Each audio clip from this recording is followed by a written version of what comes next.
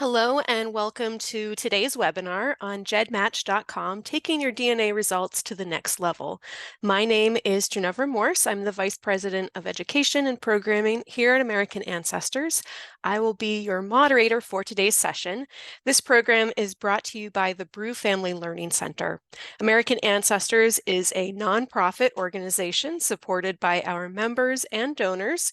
We provide resources and expertise in nearly all aspects of family history and are pleased to offer such programming for our members and friends around the world. Our instructor today is Patti Huff Williams, Director of Marketing at the Dallas Genealogical Society. Patti has served on the board since 2016 as volunteer coordinator, Director of Education, and Vice President. She is also a member of the Association of Professional Genealogists, National Genealogy, International Society of Genetic Genealogical, and the Genealogical Speakers Guild, Texas State Genealogical Society, and the counties in Texas where her roots run deep, including Bosque, Navarro, Hill, Johnson, and the Central Texas Genealogical Society in Waco, Texas. Patti manages 63 DNA kits for her immediate and extended family on GEDmatch, and she uses her genealogy research skills for clients and for teaching. Using DNA, she has solved some of her own family's mysteries. She has also located biological families for clients using their DNA combined with research using DNA matching tools from Ancestry.com and GEDmatch.com. So there is so much to learn from your DNA data, but you must take additional steps to make it happen. And one way is to upload your raw DNA data to GEDmatch.com. So in today's session, we'll discuss the benefits of using GEDmatch.com, how to create an account and download or upload your raw DNA results, free tools available on the GEDmatch site, an overview of the Tier 1 tools, and more. Also, at any point during the presentation, feel free to type your question into the Q&A panel at the bottom of your screen. We'll address those at the end. Patti has very kindly created a free handout. We will post that to the website following the session. We're also recording this event, and starting tomorrow, you can freely go back and review any of the content from the presentation on our website, americanancestors.org, as well as our YouTube channel. So if you miss something on today's first listen, don't worry, you can always review the presentation later. And as I mentioned, there will also be a handout that you can print out or save to your computer. All right, so without further ado, I will turn things over to Patti. Thank you, Ginevra. It is a pleasure to be here with American Ancestors presenting this GEDmatch program. GEDmatch.com is one of the most innovative, the most exciting tools that a genetic genealogist can use. I love this program. I've been using it since 2015. Immediately after I got my DNA results, my cousin said, "You've got to upload your data to GEDmatch.com.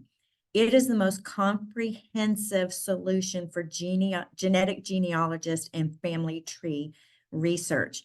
And it provides applications for you that are free and easy to use. There's a help button. If you get stuck on something, you can send questions in, and they have an amazing staff that will help walk you through. But I am going to share with you why I love GEDmatch so much. There are so many benefits to using it. You will be able to compare your autosomal DNA with other users from different testing sites. But there are a couple of prerequisites that you're going to have. Number one, you have to have taken an autosomal DNA test. Now, people have asked me, can I download my Y-DNA or my mitochondrial DNA? GEDmatch only allows autosomal DNA to be uploaded to their site. So you must have taken an autosomal DNA test. You're going to download your raw DNA data from your testing site. Then you will upload it into the GEDmatch.com website. So as you can see in this beautiful example of GEDmatch actually receives DNA data from MyHeritage, Ancestry DNA, Family Tree DNA, 23andMe, other testing sites, health DNA sites, forensic DNA, deceased DNA, and living DNA. What this means to you as a consumer is that if, for example, you took your DNA on MyHeritage, that means you can download your raw DNA data from MyHeritage, upload it to GEDmatch, and you don't have to spend the money to take all of the other DNA tests from the other DNA testing sites. Now you can, I'm not discouraging you to do that, but most of us don't have the finances to just go buy every one of the DNA tests.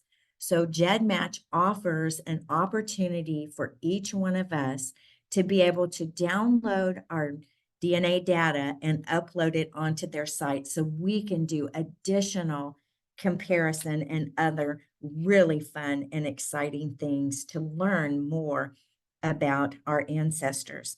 So another benefit that we have is you can identify potential relatives who have also uploaded their raw DNA data. You can contact your DNA matches via email because you are given an email address to the people who have loaded their information into GEDmatch. And also, this benefit, I think, is one of the biggest potentials in finding adoptees, people that are searching for their birth family. Also, for me personally, I was not adopted, but I did have a lot of holes in my DNA, or not in my DNA, but in my family tree. I had holes and these brick walls, and doing your DNA will help accelerate your your research because you're able to connect with other people who share genetic material with you. So how do we get started? Let's talk about that. So we're going to join GEDmatch for free. It is a free site. There are other things that we can do which do require a membership, and we will talk about that later on in the program. But the first thing that you have to do is register. And by the way, you do want to give accurate information when you are working on these websites. So you want to register with your correct name, and you also need an email address that is a current email address because they will ask you to go to your email after you've registered to confirm. So it is a way to keep our privacy and to keep things active and working appropriately. So GEDmatch is going to give you a nice, beautiful welcome and explain a little bit to you about the GEDmatch database and the tools that are provided for the genealogical community. And basically what we're doing is we're still trying to find genetic relationships between DNA test takers in this database. And GEDmatch has got terms and services that us as consumers, it is up to us to read and make good decisions. Your part is going to be to read the information and agree to the information. So they're going to give you three choices. Option number one, they're going to say, do you accept these terms? And yes, absolutely, we want to accept. So it says, click here. If you reject, unfortunately, you will not be able to use the database. If you just want to decide later, you can go ahead and click decide later. But my suggestion would be to go ahead and opt in. So this is what it's going to look like. You're going to have a nice greeting and welcome. And you will see your name printed on there. Patti Huff is my maiden name. Some of you may know me as Patti Huff Smith, but I just got married 5 weeks ago today. And my new name is Williams.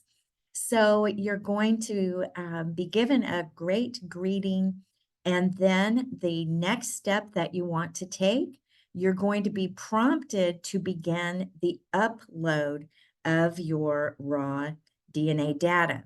Now, in the handout, I have pages of information that will help each one of you, regardless of which testing site that you have tested on. There are a few little idiosyncrasies or different ways from each one of the testing sites. So I have all 5 of the major testing sites that will be provided for you specifically step by step on how to download your raw DNA data from your testing site. And once you've done that, then you will be prompted to upload that into GEDmatch. They're going to tell you how to upload that in this next screen. You will see how to upload your DNA data. It's really just a click of a button. So a uploading your data, it's the generic upload for 23andMe, FTDNA, Ancestry DNA, Living DNA, and MyHeritage, and others.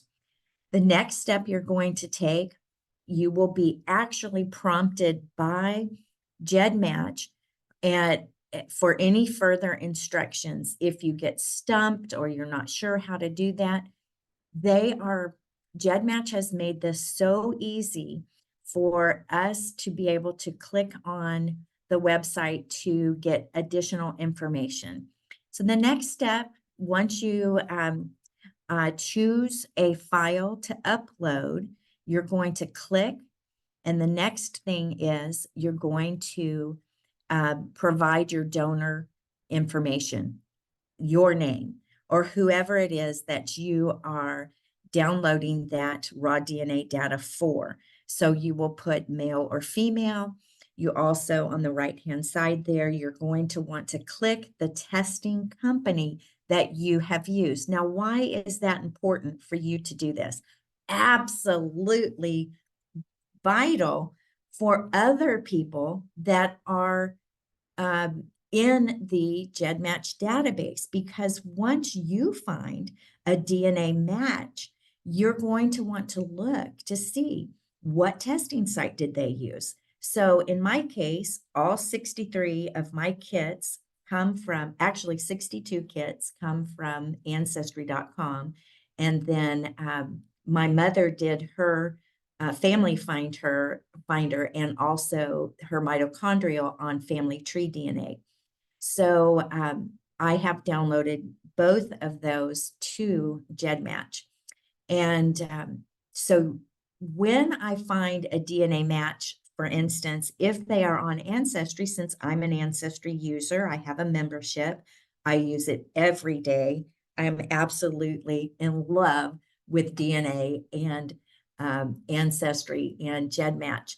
So I can take the information that I have learned from GEDmatch, and then I can go over to Ancestry.com to see if I can find my match and find if they have a family tree on Ancestry. Then I can start using their information and comparing it with my information. We always want to verify what we see in other people's family tree. But typically, when people have taken the next step in loading their DNA data into GEDmatch, they are typically just as enthusiastic as you and I are, and just as interested in doing this as we are. So very, very important to put the name of the testing company.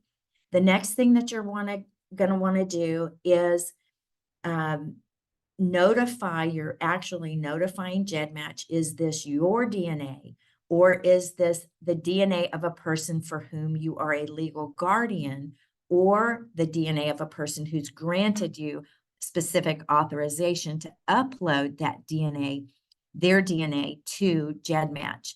So you're going to want to click whichever one is appropriate. If you click none of the above, unfortunately, you will not be able to participate, and that would be a real bummer. So definitely you're going to want to opt in. Now, there are privacy options that you're going to see. You're going to want to opt in. This is my suggestion, is that you opt in. If you opt out, then people will not be able to see and use your data and to be able to do one-on-one comparisons and other um, and use other tools that are in the system. So I suggest that everyone would opt in to for their DNA data to be able to be reviewed. Now, next thing you're going to do is upload your file. And you're going to click that you're not a robot. And then you're going to be moved and taken to the next screen, which is Take Me There. What they're going to do, what GEDmatch will do, is do a diagnostic utility. Go ahead and click there, and they will just make sure that your DNA data has been uploaded correctly. You will be given a kit number. And so write that kit number down, but don't fret over this because it is on the home page on GEDmatch. So you're not going to lose any information if you forget to write it down. It can get a little nerve-wracking when you're doing this for the first time, but just be patient with yourself, be patient with the program, and just do the steps that are outlined in your handout that you will be getting later as you go back and review the program. The next thing that you are going to be prompted to do is to upload a GEDCOM file. What is a GEDCOM file? Good question. GEDCOM stands for the Genealogical Data Communications. This is where you store and exchange genealogical information through multiple programs and formats. It was the Church of Jesus Christ of Latter-day Saints, who runs FamilySearch.org, who created the GEDCOM files back in 1984. I was so surprised. I had no idea that it had gone back that far. But what a brilliant idea for them to come up with, how to be able to communicate with other people you're working with on your family history. So you will note that what is a GEDCOM file? It's a text file that can be used between members using the same application, such as Legacy. Also, different applications such as Roots Magic from Family Tree Maker. So different applications use GEDCOM files as well. You can also download your family tree from Ancestry, and then you upload that family tree to GEDmatch. How brilliant is this that we have something so accessible and at our fingertips. So how do we upload that GEDCOM file? Good question, because Andy Lee or Andrew Lee from Family History Fanatics has done a brilliant job making sure that we know exactly how to upload these GEDCOM files on GEDmatch. So there is a YouTube available, but you don't have to go to YouTube. Just go right to the GEDmatch education, because there are videos for the beginners who are just now beginning to use GEDmatch.com. There's an intermediate section and also an advanced section. And as you see here, you can see Andrew Lee, who is doing programs, and you just click onto the education tab so that you can use and become more familiar with GEDmatch.com. The next thing that we're going to talk about is how you're going to download that GEDCOM file from Ancestry.com. So you're going to choose which family tree to download. Now, you can have multiple family trees. And my suggestion when people ask me, how many trees should I have? When you are doing DNA and when you're wanting to compare your family's DNA, I suggest you have one family tree because you link your family tree to your DNA. So if I have only a maternal DNA tree, and then I have a second paternal DNA tree, I'm going to be having to move my family tree from my mother to my father each time I want to research on my mom's side of the family or my dad's side of the family. So if I have just one family tree with everybody who is in any way connected to me, then as I'm doing DNA for my extended family, I only have to look in one place, and that's in my one main family tree. And that's what I have called it. I used my 4 grandparents' surnames dash main tree. So I'm going to go to my family tree. I'm going to click the little ellipsis, and then I am going to click tree settings. And when I click that, it's going to say manage my tree or manage your tree. And then you click the export tree button. This is what it's going to look like. You're going to now name your tree.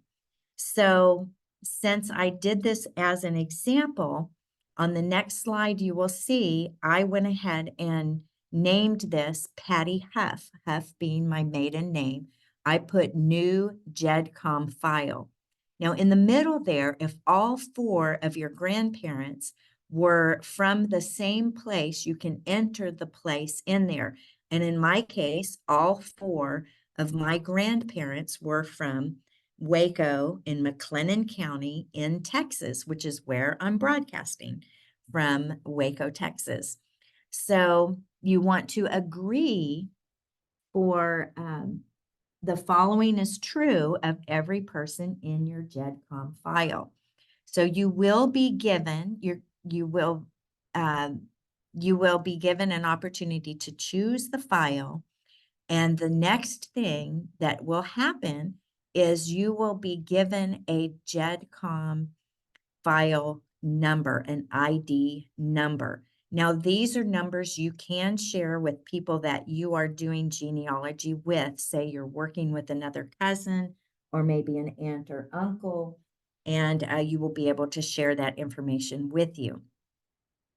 So once you get your GEDCOM file in, you're going to have some free tools that you will be able to use. These are the 4 free tools that we're going to talk about today. Now, there are many, many more tools that you can use on GEDmatch. We just won't be able to cover them all in this short time.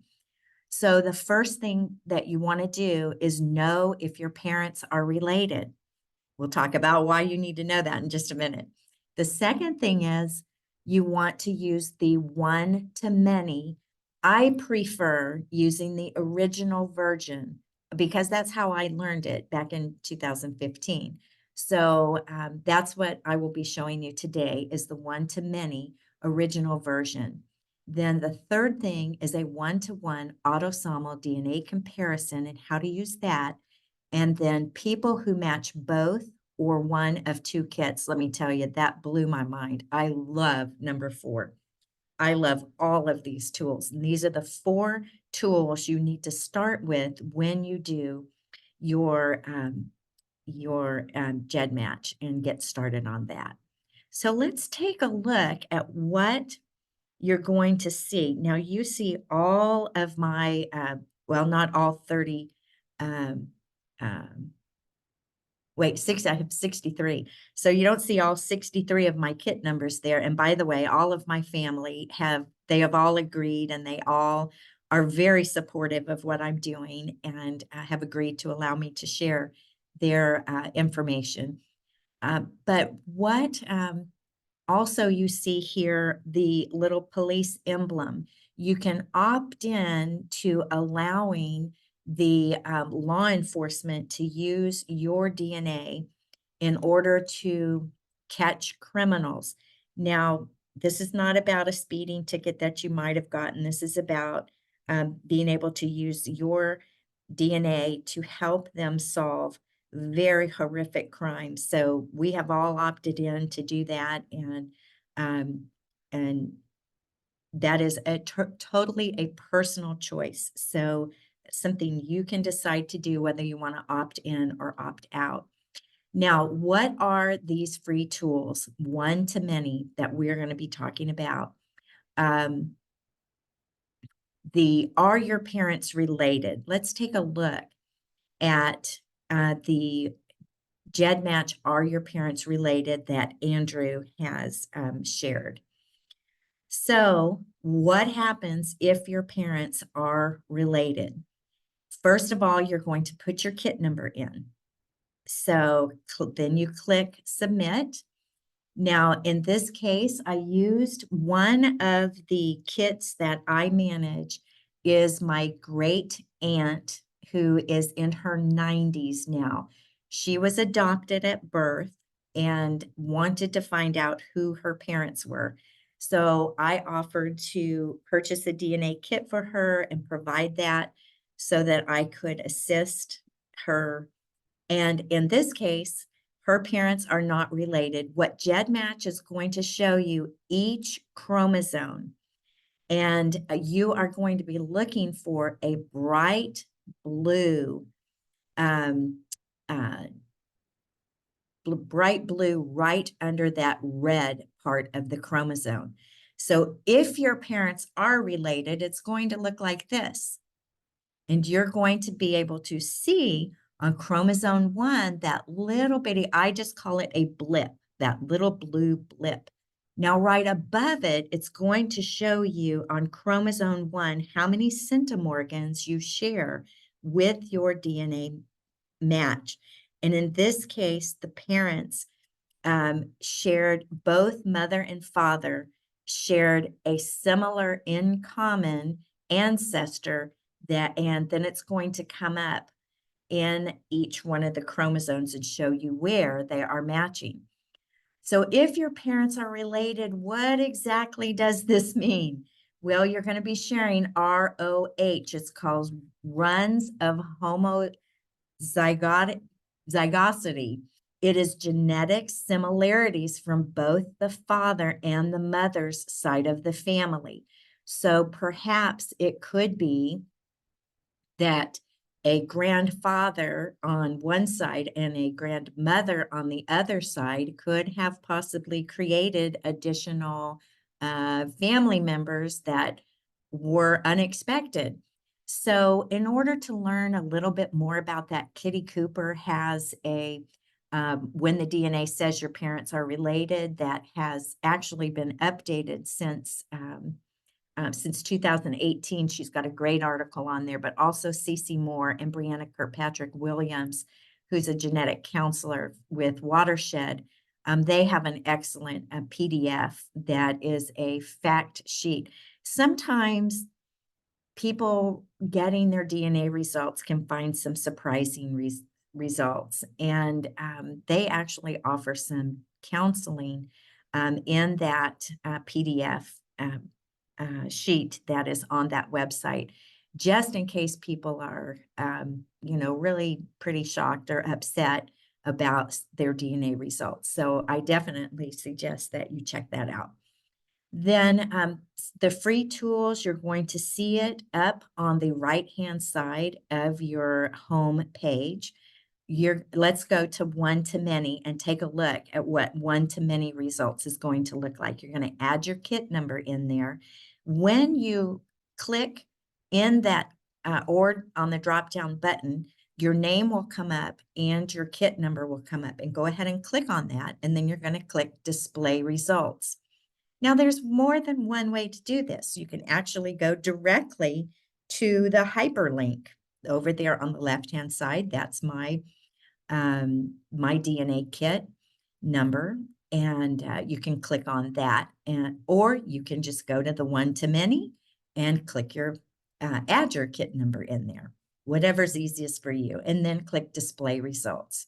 So you're going to see on the display results the thousands of DNA matches that are in the GEDmatch database. So on the left-hand side, you're going to see a kit number for each one of your DNA matches. You're going to see the name of the person. In this case, on this particular slide, these are all DNA kits that I am managing. And you will find the largest segment of DNA. There's a column for the largest segment. And then also you will find the total amount of centimorgans that you share with your DNA match. The next column is the genetic or how close that relationship is. A 1 is a parent and child. The 1.2, those are my siblings. So I have 3 siblings there. The 1.5 is my niece, and the 1.6 is my niece. And then I have a 1.6 that is my uncle, and a 1.8 that is another uncle. They are half uncles. So the next, you will see if there is any overlap that's happening, and you'll see some pink highlighted area where there is some overlapping. And you'll notice on the right-hand side on the testing company, those are all people who've tested at 23andMe. So if you'll go to your GEDmatch website, you will be able to see that there is a webinar about how to understand overlapping. So we will not discuss that in today's program. So once you receive your DNA results and you have all of these wonderful people that you are matching, you want to know what kind of testing site or which testing site and how much DNA do they share. So let's advance here and look at the green DNA match. Now, when you have a highlighted in green, that is somebody that has just uploaded their DNA data. How exciting is this? But also, GEDmatch is going to be sending an email saying, hey, you've got somebody who just uploaded their DNA data. And then you will be able to see it when you go to your one-to-many. You will be able to scroll down your list and see how many new DNA matches you have, and they will be highlighted in green. In this case, I want to find out who this new person is. And her name is Levi, it looks like, or Levy. And you see the little asterisk that is there? It is because this is an alias name. Now, you have every right to be an alias in this database. One of my clients is Darth Vader, and I have a Tinkerbell. So, so they both evidently love Disney movies. Well, the whole point of doing this is I want to communicate with this woman because I want to find out who she's matching. And then I find out that she is actually managing 6 additional DNA kits. Now, why is this important? This is important because she's probably just as excited about her DNA kit she's managing as I am with mine. So I want to find out which side of the family is Lexi related to. Is she related on my paternal side, or is she related on my maternal side? Because what I am trying to do is locate people who are on my grandmother, Johnny Abel, A-B-E-L. They produced a book in 1978 of the Abel family history, and I am working on producing book number 2. And including from 1978 to today. Because in 1978, I wasn't married yet and I didn't have my 4 children yet. And I want their history recorded. So luckily, I did find doing the um, our one or two related to additional people. So I was able to find that. And so let's look on the next slide. If you do Control F, you will be able to find other people. You can put Lexi's name in there, or you can put Abel, the surname that you're researching. You can put that in there. You can put Control Find for somebody's email address. So let's say if you're looking for any kits that might be related to me, you would put joybell7@comcast.net. That is my email account that is attached to my GEDmatch. Now, I have another email address that I'd like for you to contact me if you have any questions. I'd love to answer, and we will be sharing that at the end of the program. But this is a nifty little tool that you can use, Control F, when you're searching documents on websites. So that's a little tip that I learned along the way. So let's look at one-to-one autosomal comparison. So you're going to make sure that you have the right kit number pulled up. So in this case, I've got my kit number pulled up, and those are all kits that I am managing, and those are all cousins that have given permission for me to use their kit numbers. So I am going to look for Franklin Abel. Franklin Abel is my father's first cousin. So he actually has more Abel DNA than I do, because I have my grandmother's Abel DNA, which is approximately 12.5. But his father was my great grandfather. So I am going to use his DNA in this autosomal comparison. So let's skip 2, and we're going to look down here at the GEDmatch one-to-one autosomal comparison. And that next slide is going to be my cousin. I'm going to put my cousin's DNA kit number in, along with my DNA. So I'm not going to change the graft and position that GEDmatch has provided for me. I'm going to keep everything until I know a little bit more. I'm not going to change a thing that GEDmatch has provided for me, because they have made this very simple for me. So let's look and see how much DNA do these two share. And this DNA is mine and my dad's first cousin. So he is my first cousin, one generation removed, or first cousin once removed. So we see here on chromosome number 1, we have a little blue blip. So that's what we're looking for. Right up above it, it's going to tell us how many centimorgans we share. And centimorgans just simply put, is a way to measure how much genetic material or how much DNA do I share. So in this case, chromosome number 1, we share just a little bit of DNA. Chromosome number 3, a little bit more. And then let's look at these other chromosomes, because we share a lot more on chromosome number 5. And then as we go through and see how much DNA we will go through all 22 chromosomes. And this is a fair amount of DNA that we share, which is really great news. So let's look at the DNA application called People Who Match Both or One of Two Kits. This is a really, really great tool. So I'm going to put the 2 kit numbers in. Now I have changed the kit number because these 2 are in the same generation. They are in my father's generation. So let's take a look and display their results and why this is so valuable and so important.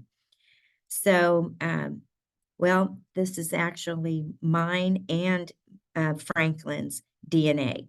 So you will see the column A836536. That is my kit number, feel free to write that down and let's see if we're related.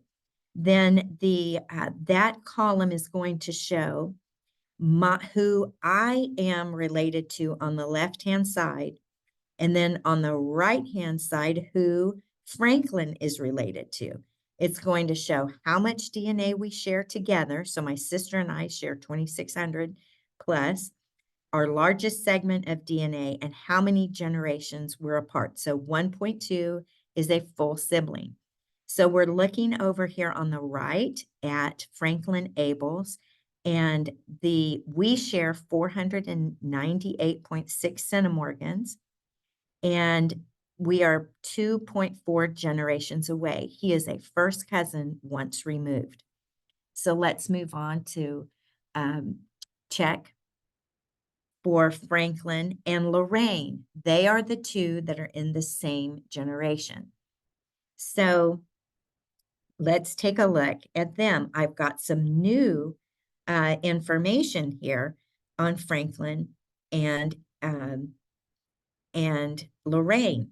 So we have a closer genetic cousin that comes up first, and that is Sonia. So Sonia shares 2.3 generations with Franklin, and then we see 2.6 generations. But basically, when we are working with DNA, we're going to be looking at the amount of centimorgans that we share. That is the thing that we want to keep in mind. So our next slide, we're going to be seeing we can actually reach out to these people. And we're looking for people we do not know how they are related. In this case, since I'm managing so many kits, I know a lot of these in the beginning, but I did not know about 5 people down who this DAG was, or this Carla C, or this Tony Allen. So I'm going to reach out to them via email and see if they're willing to communicate. And if they're related on the ABLE side, do they want their information shared in the new ABLE book that we are doing? So we find additional matches by using new DNA kits that are coming in to our GEDmatch database. Then we're going to see how or which testing site, and if they have tested on Ancestry, then I can go to view all DNA matches. This is my mother, Jacqueline Lou Crook. So when I was working on her side of the family on GEDmatch, I wanted to go and look at view all DNA matches to see if I could find them. Now, there is a Chroma 3D chromosome browser that you can use. And this 3D chromosome browser is also a free tool. What you need to do is click on, and you will be adding kit numbers into the chromosome browser that have just come from the list of the 1 or 2 people that are sharing DNA matches together. So that's where I got these kit numbers, were from the previous information that I learned from 1 or 2 kits. So I put those kits in, and then I'm going to see where they are sharing on this 3D chromosome browser. Where are they sharing information with me or with whoever it is that I'm comparing? Then you're going to get this really cool chromosome slide, which shows how much DNA that you're sharing with them, which we saw on the other slide as well. But we're looking for, if we can find DNA matches with 40 centimorgans, those are doable DNA matches that we can analyze their DNA and find out where the most recent common ancestor, or who, more importantly, that most recent common ancestor is with the people that we have found in the GEDmatch system. Now, there's many, many other tools that we will be able to use, but you will need to upgrade to tier 1. It is $15 a month unless you pay per month and you have committed to pay for a full year, which is $10 per month, which is what I've done. Now, you can join for $15 for 1 month and cancel if you decide you don't want to use it. That's fine. But I suggest going ahead and using and upgrading to tier 1 for $10 a month for the year, because this is something you can do, which is called phasing. Now, my father passed away in 2015 before I could get and collect his DNA. So when I went to Roots Tech for the first time in 2016, I learned about phasing when I went to the GEDmatch program at Roots Tech. Phasing is something you can do, which will provide one child, which was me, and one parent, which was my mother. And so by providing my kit number and my mother's kit number, GEDmatch extracted out all of my father's DNA matches on GEDmatch and created 2 new kit numbers for me. The paternal kit number is this is my father's side. So when I'm doing genealogy on my dad's side, I'm going to have my ancestry program open. I'm going to have my tier 1, my paternal kit number in, and these are all people who match my father. Now, there are additional tools that you can use on GEDmatch where we can actually begin to create with the kit numbers that that you're managing that are direct descendants of your deceased ancestor, and we can begin to create a DNA profile for them. It's super exciting, but that is the more advanced material that you can use from GEDmatch. So let's this GEDmatch visualization is something that you can use with the kits that you find that are matching your family. And I like using the matrix button here. And then I click generations because it is such a great view. So this is what it's going to look like. I have clicked about, I don't know, 6 or 8 or 10 of the kit numbers. And this again, you're using on the tier 1. So I'm able to click and actually see how far back or how close a generation these kit numbers that I clicked. Now, why is this important? Because Lorraine, as you will see here, or Lauren Nolan and Jean Stone, they're actually on the Cox side of my family. So they're not an Able, but the Able grandmother or my great grandmother was a Cox. Her maiden name was Cox, and she married an Able. So I've just now eliminated those two from, I don't have to call them and reach out about the book. But if I want more information on my Cox side of the family, those are 2 people that I can reach out to. You can do on tier 1 a multiple kit analysis, which is putting kit numbers in that you can now do a one-on-one comparison in your visualization options. So that just makes it, it's just is a fun tool. The closer the DNA match they are, of course, the easier it is. Another thing you can do on tier 1 is called triangulation. And you will see where you triangulate with another person in the GEDmatch program. Changes ahead, let me tell you, always take screenshots of what you're doing because changes happen, websites change, and it's kind of like going to the grocery store. You know where the mayonnaise is, you know where the peanut butter is, and then they do a remodel. it's frustrating.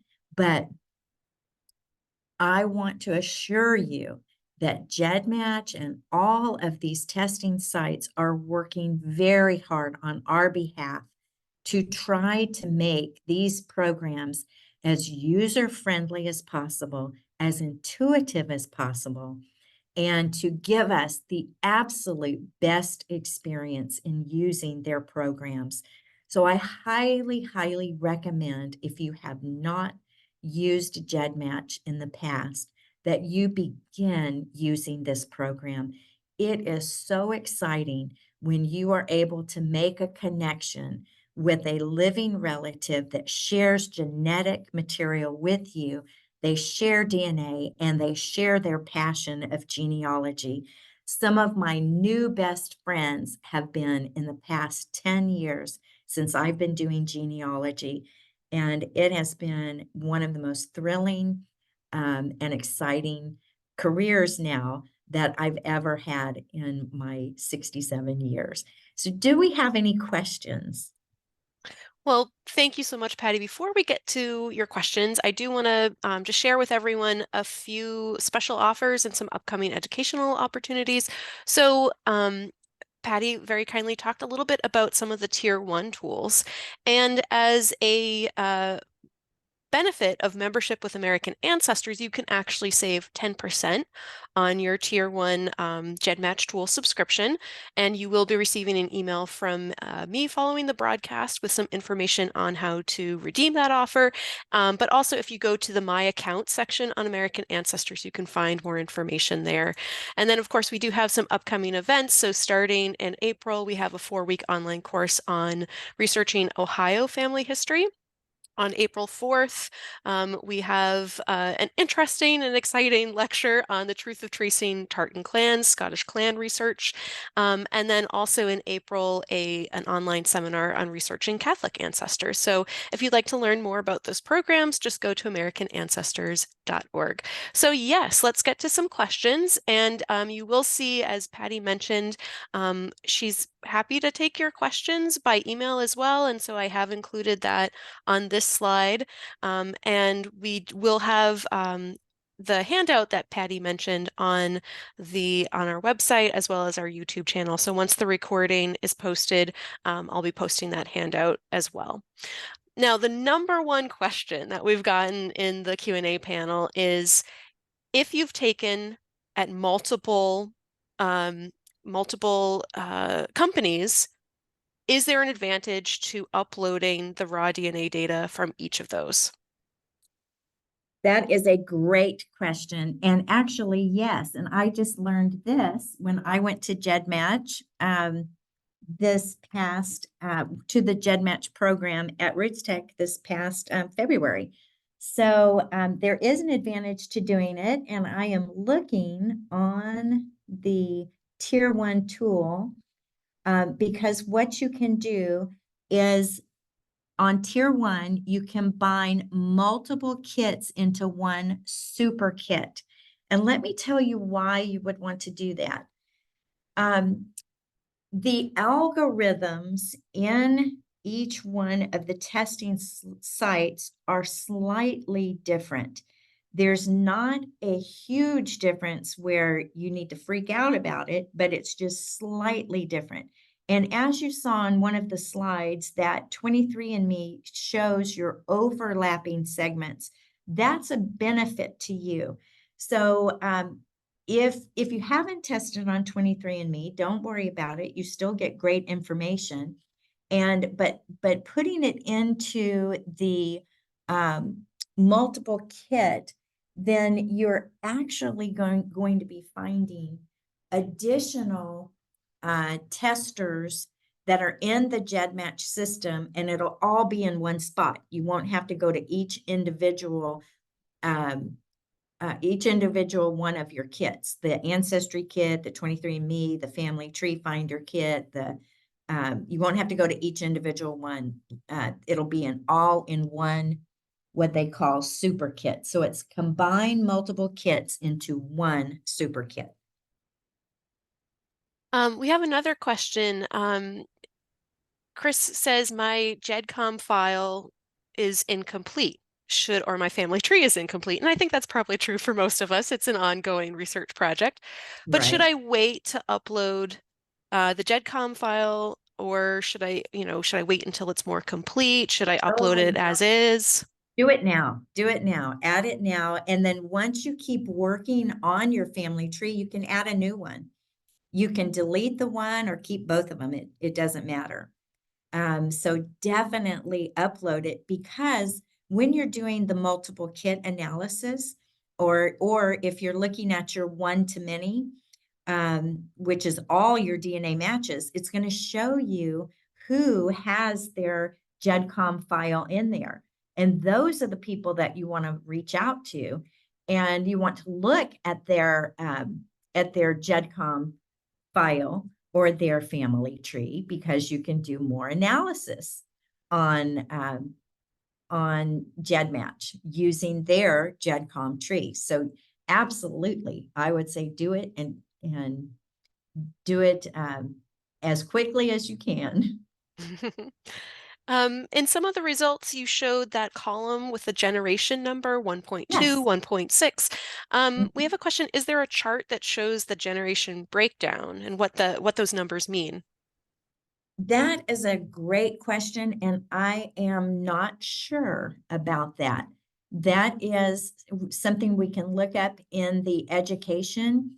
When I look at it, I just get a general sense of how in the 1 point up to 1.9. So I'm looking at my results now so I can try to give you a good answer.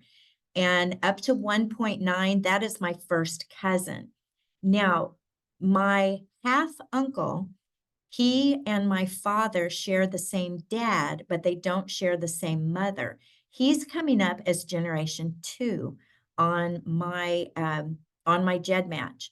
So that is not as important as your total amount of centimorgans that you share with the person. So don't get tripped up on the generation. Look at the total amount of centimorgans. You want to know how many centimorgans you share with someone, and you can use DNApainter.com and put that amount of centimorgans into DNApainter.com to find out how closely you might be related. But GEDmatch also has a tool that is on the free that says, hold on just a second, I'm going to get back here to my home screen, and it will give you a relationship prediction. So it is up on, it's called information. And let's see, so there's the GEDmatch education is up on the information tool. Oh, in the free tool, it's called relationship probability.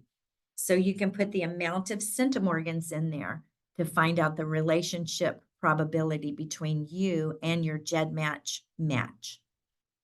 So Great, thank hopefully you. that answered that. Yeah.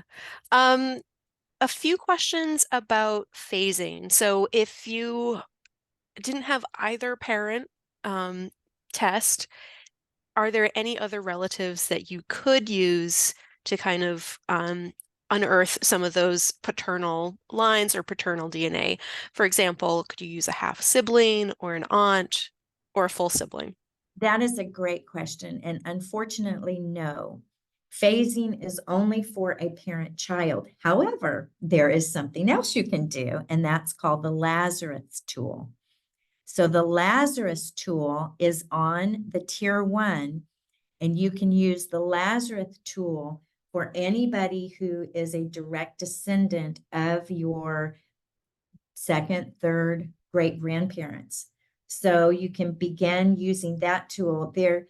I would highly recommend, and I had to watch it several times, and I love using this program, but some of this is very scientific, and you may have to watch the webinar or the instructional on how to use the Lazarus tool. But I have used it on multiple occasions, and it's excellent because it will begin giving you data that you're looking for since you don't have your parents' DNA.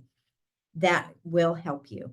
And you will need other testers. You will need first cousins. You will need aunts and uncles, and test all of your siblings, um, because they didn't get the same 50% DNA from your mother and the same 50% DNA from your father. We get a recombination or a different combination. That's why 3 of my siblings have brown eyes and brown hair. 2 of myself, I've got green eyes, and I have a brother that has blue eyes, but I've got 3 brown-eyed siblings. So we don't inherit the same 50% DNA. So I suggest do all your siblings as well. Great. A few people have also asked, is it possible to use GEDmatch without uploading a GEDCOM file? And also, if you are trying to work with someone who doesn't have a GEDCOM file posted, are there, what do you suggest in those cases? Okay, tell me the first part again. So can you use GEDmatch without uploading a GEDCOM file? Absolutely. You do not have to have a GEDCOM file on there. So you absolutely can. The benefit of having it on there is that you can compare yours with others and others compare theirs with yours. And then the second half of the question. So if you see that you have a match and the person hasn't uploaded a GEDCOM file, what are maybe your next steps to determine how you're related? What I would do is email the person, email them and say, do you happen to have, introduce yourself and let them know you're a genetic match on GEDmatch. And I always congratulate people because getting people to go to that next step and loading their information on GEDmatch, it's like, wow, because it's a big deal. It's a big deal to me anyway. And then I say, we're related. And do you have a public tree that you are willing to share with me? And if I see that they're on Ancestry or FTDNA, because I've got my tree on both places and also on my heritage. So I'll ask them if they have a public tree they're willing to share with me. And then we can start communicating that way. Um, Anne asks, what's the best way to learn kind of more about what your results mean? It's interesting to know about sharing a certain number of centimorgans, but what does that actually mean? Great question. That means that you are sharing genetic material with you're sharing DNA with someone. So how closely related you are is going to depend on how many centimorgans you share. The higher amount of centimorgans, the closer the match you are. So a parent-child is going to share over 3,000 centimorgans. A sibling is going to share around 2,700 centimorgans. And then it starts getting smaller and smaller. The relationship that you share with the person is going to get more distant with the less amount of centimorgans that you share. So a great site to go to is called DNApainter.com. It is a free site also, and it has an actual chart that will show you in the amount of centimorgans. It'll give you a range of what they predict that you might or how you might be related to that person. And it says, the DNA painter says, how am I related to this person? And so you just put in the amount of centimorgans and it'll give you a range and give you a prediction. And also on your testing site, it should give you a prediction as well of how closely you're related to that person.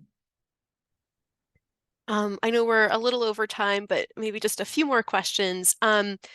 If if you are no longer kind of a member of the company that originally did your DNA, I'm thinking perhaps if you did a Ancestry DNA test, but you're no longer a subscriber to Ancestry, can you still download your raw DNA data from them? On Ancestry, yes, you definitely can.